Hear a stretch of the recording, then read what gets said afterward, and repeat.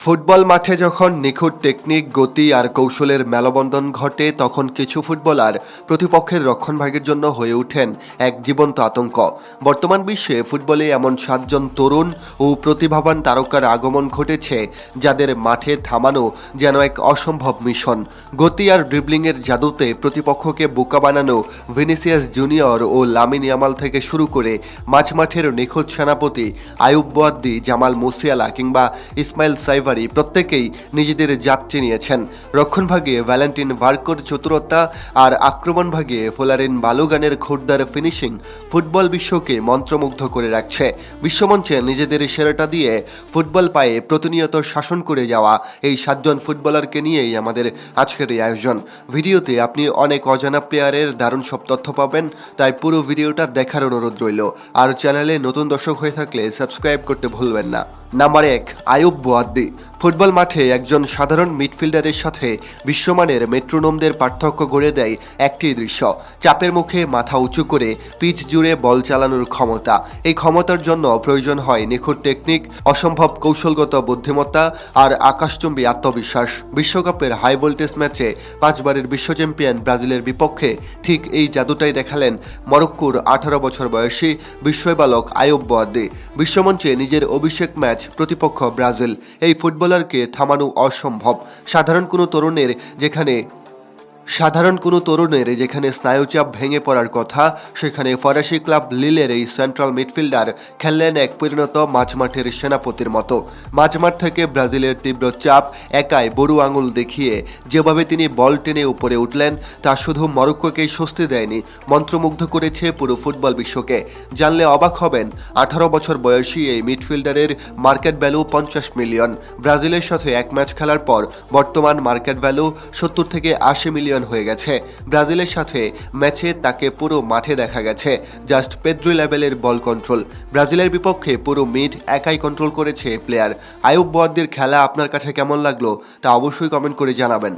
Number 2, Valentina Barco. Valentina Barco বর্তমান football বিশ্বের অন্যতম সম্ভাবনাময় তরুণ ডিফেন্ডার হিসেবে পরিচিত লাভ করেছেন।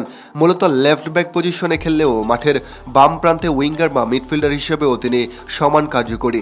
আর্জেন্টিনার বিখ্যাত ক্লাব বোকা জুনিয়র্সের একাডেমি থেকে উঠে আসা এই ফুটবলার অত্যন্ত দ্রুতগতির ড্রিবলিং এবং নিখুঁত ক্রসিংয়ের জন্য সুপরিচিত। রক্ষণভাগ সামলানোর পাশাপাশি আক্রমণ ভাগে উঠে এসে গোল তৈরিতে দারুণ ভূমিকা রাখেন তিনি। স্ক্যালোনির এই অস্ত্রকে আটকানো সহজ নয়। প্রিমিয়ার লিগের ক্লাব ব্রাইটন অ্যান্ড হোম আলবিয়নে যোগ দেওয়ার পর থেকেই ইউরোপীয় ফুটবলে তার জনপ্রিয়তা এবং কার্যকারিতা ব্যাপকভাবে বৃদ্ধি পায়। আর্জেন্টিনার অনূর্ধ্ব 20 এবং অনূর্ধ্ব 23 দলে দুর্দান্ত পারফরম্যান্সের ধারাবাহিকতায় জাতীয় দলেও তার অভিষেক ঘটে। মাঠে তার চতুরতা, কৌশলগত পরিপক্কতা এবং বল নিয়ন্ত্রণে অসাধারণ ক্ষমতা তাকে আধুনিক ফুটবল বিশ্বের অন্যতম সেরা প্রতিভাবান ফুলব্যাক হিসেবে প্রতিষ্ঠিত করেছে। Number 3, Folarin Balogun. এক অদম্য খোরদার স্ট্রাইকার ফোলারিন বালুগান, যার পথ আটকে দেওয়া কঠিন।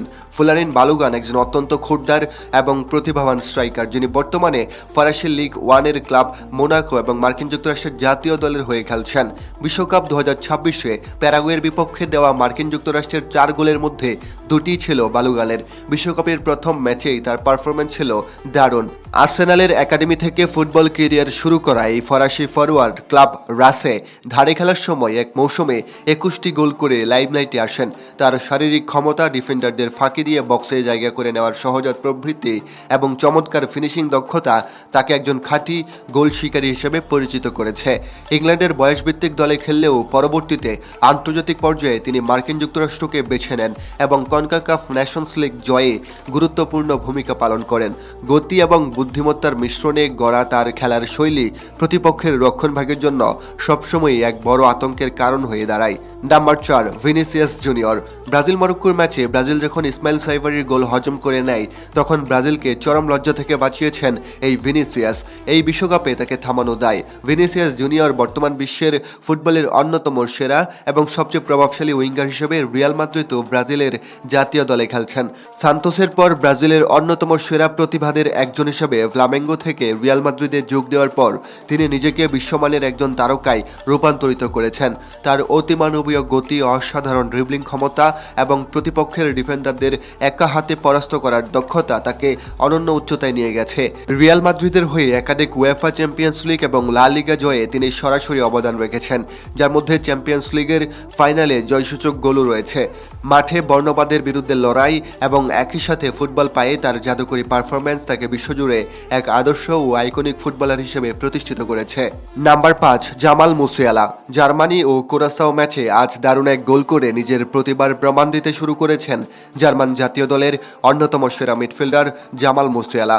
জামাল মুসিয়ালা বায়ার্ন মিউনিখ এবং জার্মানি জাতীয় দলের আক্রমণ ভাগের মূল চালিকা শক্তি এবং অন্যতম সেরা মিডফিল্ডার।